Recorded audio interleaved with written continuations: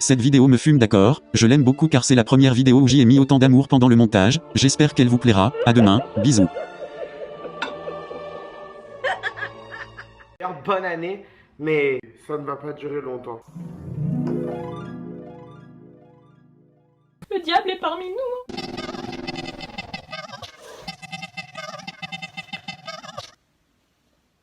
Salut les bécasses.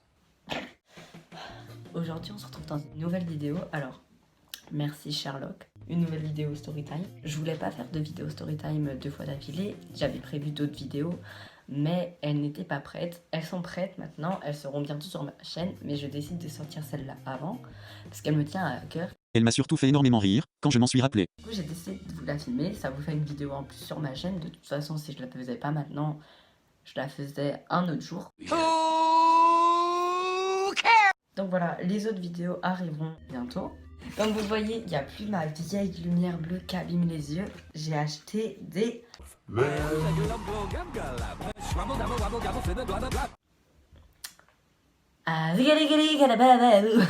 Bref, passons à la vidéo.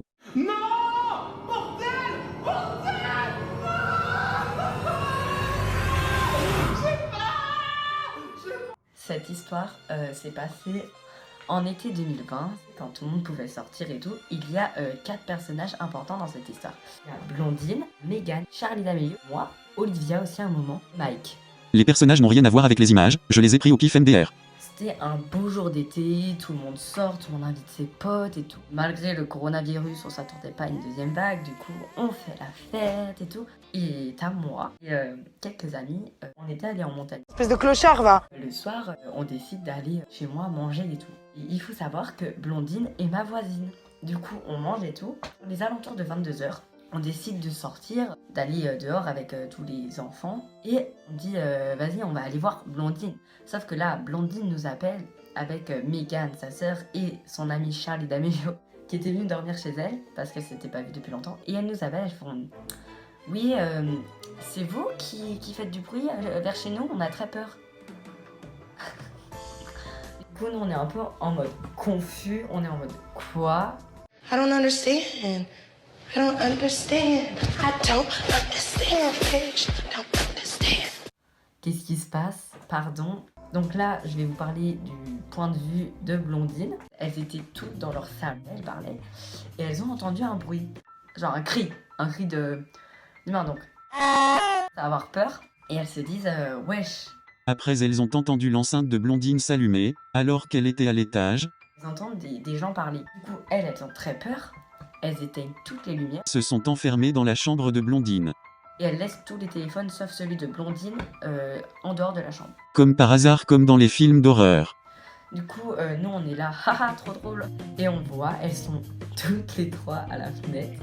Mais il est en mode, tu sais, je suis le maître, genre, c'est moi ici, c'est moi ici. Du coup, non, mais allez, arrêtez de nous mentir. C'est trop rigolo. Pardonnez-moi. Du coup, on était un peu en mode, quoi, arrêtez de mentir et tout, genre, c'est pas drôle, tu vois. Et elles nous disent, on a éteint toutes les lumières et tout. Et on voit que les lumières de la maison étaient allumées. Les problèmes. Et moi, sous le stress, j'appelle Olivia, ma grande copine. Je l'appelle et je fais, ouais, y a un cambriolage chez Blondine.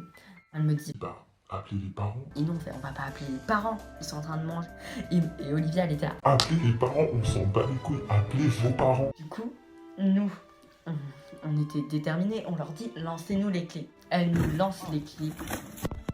Et nous, on était en mode, Je vais le démarrer, cet enculé. Quoi? Qu'est-ce que je fais là? Je vais monter là-haut, je vais tout péter, t'as compris?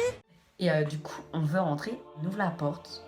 Et Mike, mon ami, décide de rentrer. Moi, J'ai la trouille maintenant. je n'ai pas les coronaises, clairement. Donc, je vais juste à l'entrée. Il rentre. Et au bout de 2 minutes, il a trop peur. Alors, il ressort. Bon, je me suis calmé. J'y suis peut-être allé un peu fort. C'est pas dans mes habitudes d'être violent. Donc, au final, elles étaient toutes en haut. Elles pleuraient. Je sais pas ce qui s'est passé. Genre, on a entendu... Elles commencent à mettre le lit et le bureau contre la porte. Elles sont tout déplacées. Moi, j'essaie d'appeler leurs parents.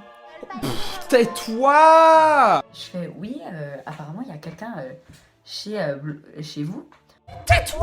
Elle a fini par appeler Blondine, sauf que les filles pleuraient tellement qu'elle a raccroché. Et moi j'avais mis mon téléphone en silencieux parce que je mets toujours mon téléphone en silencieux. Et je regarde mon téléphone, 16 appels manqués de la mère de Blondine. Alors là, Là je me dis, oh merde, ça se trouve il y a personne dans la maison, ça se trouve c'est le chat qui fait tomber des affaires. Et là j'ai procuré un gros stress chez leur mère. Qu'est-ce qui se passe, genre? Oh oh. Donc les parents, ils arrivent, genre nous on était vraiment en PLS, on était tous comme ça, on les regardait, ils étaient là contre la fenêtre. Du coup bah ils rentrent et genre ils vérifient dans toutes les salles et tout et il y a personne, genre il y a vraiment personne. Du coup c'est ça qui fait peur, c'est parce qu'on s'est dit wesh, nous ils nous demandent de partir parce que du coup c'était les filles et nous on était repartis pour retourner chez moi. Et là c'est pas joie quoi. La mère de Blondine elle m'attrape par le callback, elle me dit qu'est-ce qui s'est passé? Du coup, je lui raconte ce que je viens de vous raconter MDR, POV, j'avais peur pour ma vida loca. Et elles ont passé la soirée à pleurer.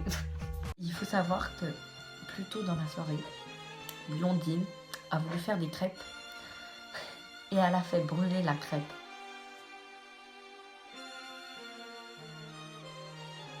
Elle a dû appeler les voisins. Fin de l'histoire, on a fini au bord de la route à espionner clairement devant chez eux pour voir s'il y avait quelqu'un qui viendrait ou qu'il y a un truc louche qui se passe. Au final, on est resté 20 minutes et on est rentré chez nous. C'est la fin de cette story time. Je vous propose de vous faire une deuxième story time qui m'est arrivée beaucoup plus récemment par contre. La suite, elle va encore plus vous choquer, je vous le dis, parce que ce n'est pas terminé, quoi. C'est loin d'être terminé. Donc, préparez-vous, préparez les antidépresseurs. Jasmine va vous expliquer dans des vidéos. update de la sortie avec le Yinche et Hugo. Ça faisait longtemps que Jasmine et moi ne nous étions pas vus. On me respecte? Non. Jasmine, elle avait été privée de sortie pendant une semaine parce qu'elle avait fait une soirée et s'était fait choper par les flics. Du coup, on décide de se voir, sauf qu'on se voit, il est 17h et il commence à faire nuit parce que nous sommes en hiver.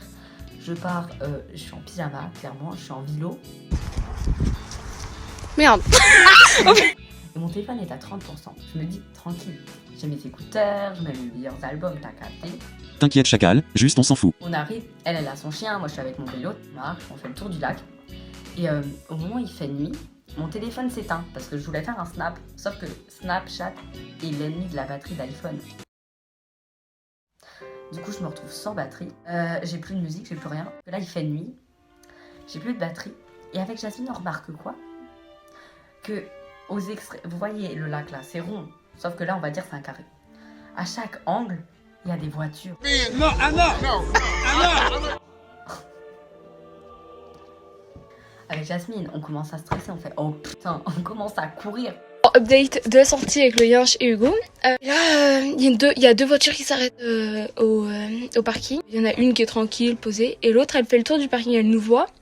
Elle s'arrête, elle fait le tour du parking, le temps qu'on passe. Du coup, on se cache derrière les toilettes, sauf que la voiture qui venait de rentrer dans le parking, elle s'arrête derrière les toilettes aussi. En gros, genre après, avec Hugo, on s'est arrêté derrière la toilette parce qu'on savait qu'elle elle s'arrêtait et qu'on s'arrêtait. Elle s'arrête. On avance après, à côté du toilette. Du coup, nous, on prend un chemin qui part par là et on descend vers l'autre lac. Je me casse la gueule avec le vélo. Jasmine, elle devait prendre une forêt pour rentrer chez elle et elle fait Hugo, tu prends la route, tu traces chez toi. Après, j'ai dû rentrer en courant chez moi, Hugo, en vélo, pardon. Je commence à pleurer, je fais Jasmine, je vais pas y arriver. Du coup, elle part en courant avec son chien et moi, mon vélo était encore par terre. Je gambade avec mon vélo, telle la petite maison dans la prairie. Mais là, avec Megan is missing, crossover, il faisait tellement nuit, je ne voyais pas où j'allais. J'étais au bord d'un lac, je ne voyais rien. Update pour Hugo. Hugo est toujours en cavale dans les forêts et il me répond plus, son téléphone est éteint. Super. Jasmine, t'es si naïve, c'est un truc de malade. C'est la fin de cette vidéo. D'autres vidéos arrivent très vite. Kiss. Faites votre bail, bonne année, joyeux Noël.